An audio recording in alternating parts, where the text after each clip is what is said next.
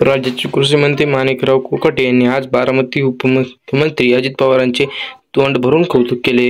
विशेष म्हणजे यावेळी व्यासपीठावर राष्ट्रवादी काँग्रेस पक्षाचे अध्यक्ष शरद पवारही उपस्थित होते. मंत्रिपदाच्या अपेक्षा नसतानाही दादांनी आम्हाला कृषी मंत्री केल्याचे सांगताना कोकाटे यांनी दादांना जे कळतं ते कोणालाच कळत नाही असे विधान दिले. कृषी विज्ञान केंद्रातर्फे बारामतीमध्ये आयोजित कृषी प्रदर्शनाच्या उद्घाटनाप्रसंगी ते बोलले होते. यावेळी व्यासपीठावरील शरद पवार, उपमुख्यमंत्री अजित पवार, पशुसंवर्धन मंत्री पंकजा मुंडे, खासदार सुप्रिया सुळे, खासदार सुनेत्रा पवार, ॲग्रिटेक मुख्य राजेंद्र पवार, त्याचे विश्वत व सकाळ माध्यम समूहाचे अध्यक्ष प्रतापराव पवार आदी उपस्थित होते. यावेळी बोलताना कोकाटे यांनी मुख्यमंत्रिपदाबाबत भाष्य केलं.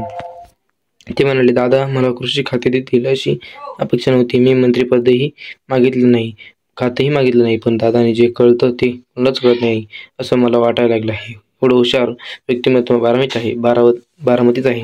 रस्ते, प्लॅनिंग जणू सिंगापूरच्या मध्ये असल्यासारखं वाटतं. इतकं सुंदर शहर दादांनी नटवलं आहे. त्यांचंच अवलोकन करण्याचा प्रयत्न राजकारणात आमच्यासारख्या लोकांनी केला पाहिजे. आपला स्वार्थ त्याच्या हितामध्ये आहे. जनतेला सुविधा मिळाल्या पाहिजेत, त्यासाठी काय आपण राजकारण करतो तीच भूमिका घेऊन आपली सर्वोच्च आहे असे कोकाटे यांनी सांगितले.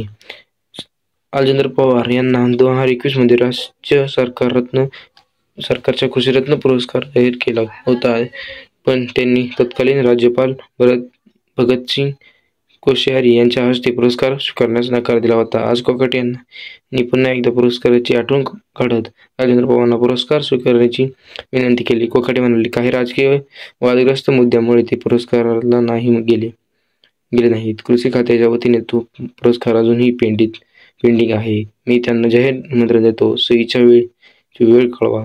आम्ही पुरस्कार देऊ इच्छितो. या पुरस्कारासाठी तुम्ही योग्य आहात.